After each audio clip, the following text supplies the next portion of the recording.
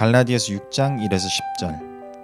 형제들아, 사람이 만일 무슨 범죄한 일이 드러나거든 신령한 너희는 온유한 심령으로 그러한 자를 바로잡고 너 자신을 살펴보아 너도 시험을 받을까 두려워하라.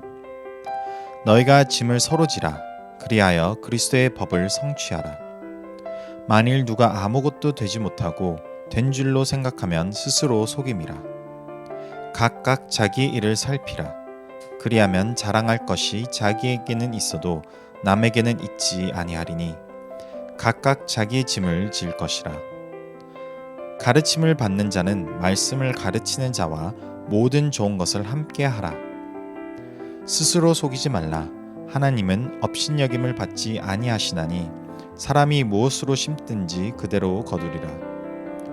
자기의 육체를 위하여 심는 자는 육체로부터 썩어질 것을 거두고 성령을 위하여 심는 자는 성령으로부터 영생을 거두리라. 우리가 선을 행하되 낙심하지 말지니 포기하지 아니하면 때가 이름에 거두리라.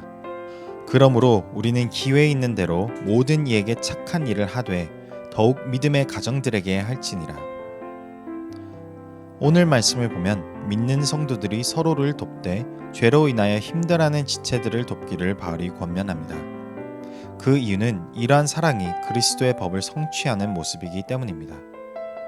이러한 섬김은 스스로 인정받기를 원하는 행동과는 반대되는 것이며 갈라디아 교인들이 할례를 행하려 하였던 그러한 행동이 스스로 인정받기 원하였던 행동인 것입니다. 그러나 믿는 성도가 서로 도와줄지라도 각자의 삶은 각자에게 책임이 있는 것입니다. 그러므로 스스로의 삶을 돌이켜 보아야 할 것이 무엇을 심느냐에 따라 거두는 것이 달라지기 때문입니다. 그리스도인으로서 우리는 성령님이 인도하시는 선을 심어야 합니다. 그리고 바울이 말하는 선행은 먼저 믿음의 가정을 돕는 것과 말씀을 가르치는 자들을 지원하는 것입니다. 이 두 구체적인 섬김에 대하여 알기 위해 바울이 다른 사도들과의 만남에서 어떤 권면을 받았는지를 봐야 합니다. 갈라디아서 2장 9에서 10절을 보면 또 기둥같이 여기는 야고보와 게바와 요한도 내게 주신 은혜를 알므로 나와 바나바에게 친교의 악수를 하였으니 우리는 이방인에게로 그들은 할례자에게로 가게 하려 함이라. 다만 우리에게 가난한 자들을 기억하도록 부탁하였으니 이것은 나도 본래부터 힘써 행하여 왔노라.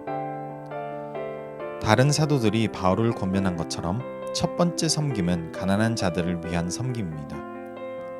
특히 교회 안의 과부들을 위해 재정적으로 섬겨주는 것을 말하는 것입니다. 다른 서신서에서도 과부를 위한 섬김에 대한 가르침을 볼 수 있습니다. 야고보서 1장 27절을 보면 하나님 아버지 앞에서 정결하고 더러움이 없는 경건은 곧 고아와 과부를 그 환난 중에 돌보고 또 자기를 지켜 세속에 물리지 아니하는 그것이니라. 바울이 갈라디아 교회에 권면하는 두 번째 섬김은 하나님의 말씀을 가르치는 사역을 지원하는 선한 행위입니다. 사도들이 유대인들에게 부르심을 받은 것처럼 바울은 이방인들에게 부르심을 받았습니다. 그리고 복음을 가르치고 전하는 사역은 믿는 성도들의 지원이 필요한 사역인 것입니다. 성경 다른 곳에서도 복음을 가르치는 사역을 지원하는 것에 대하여 설명을 하고 있습니다. 고린도전서 9장 14절을 보면 이와 같이 주께서도 복음 전하는 자들이 복음으로 말미암아 살리라 명하셨느니라. 갈라디아 교회가 유대주의자의 거짓 가르침에 흔들렸기 때문에 더욱 진실된 복음을 가르치는 사역을 돕는 것이 중요한 선행이었을 것입니다. 그로 인하여 흔들리지 않고 진리의 뿌리를 내릴 수 있게 되는 것입니다. 성경 말씀은 오늘도 우리에게 같은 선을 행하라고 권면하고 있습니다. 우리 주변의 사람들을 사랑하고 도와주며 특히 죄의 유혹 가운데 힘들어하는 지체들을 도와주고 어려움 가운데 있는 믿음의 가족을 돌보는 선을 행하라고 가르치고 있습니다.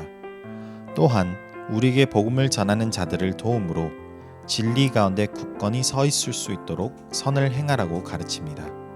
오늘 말씀을 묵상하시면서 성령님의 인도하심으로 선을 행하여 성령의 열매를 맺어가시길 주님의 이름으로 축복합니다.